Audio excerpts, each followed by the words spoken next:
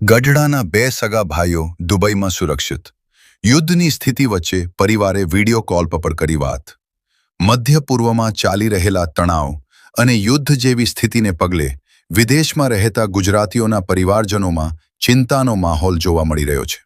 ત્યારે બોટાદ જિલ્લાના ગઢડા શહેરના શ્રીજી સિનેમા વિસ્તારમાં રહેતા જોશી પરિવારના બે પુત્રો હાલ દુબઈમાં છે, જેમના સમાચાર મળતા પરિવારે રાહતનો શ્વાસ લીધો છે. ગઢડાના મુકેશભાઈ જોશીના બે પુત્રો ભાવિક જોશી અને ધવલ જોશી, જે ઓલ્ડ દુબઈ મીના બજાર વિસ્તારમાં છેલ્લા 6 મહિનાથી દુબઈમાં રેસ્ટોરન્ટ મેનેજર તરીકે ફરજ બજાવે છે, જ્યારે નાનો ભાઈ ધવલ 1.5 મહિના પહેલા જ ત્યાં ગયો છે.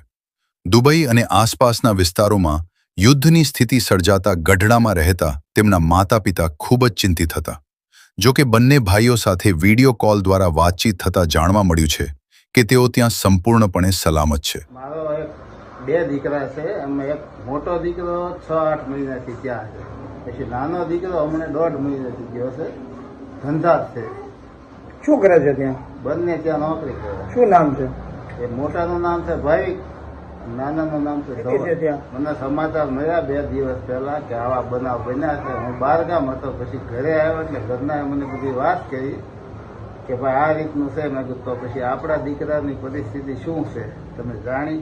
તો કે એને કાંઈ કેવો તકલીફ છે નહીં. છતાંય મેં કીધું મને વાત કરો, એટલે દીકરા સાથે મારે વાત થઈ ગઈ કે અત્યારે પપ્પા કાંઈ ચિંતા કરવા જેવું અમારું નથી, પણ છતાંય મેં કીધું ભાઈ તમે તમારી રીતે સેફટી રાખજો. મનમાં કોઈ લાગણી થાય કે આપણે આટલા દૂર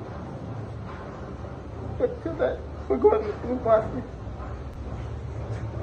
બંને ત્યાં. મુકેશભાઈ જોશીએ જણાવ્યું કે અમારા બંને દીકરાઓ દુબઈમાં સુરક્ષિત છે. અમે તેમની સાથે વિડિયો કોલ પર સતત સંપર્કમાં છીએ.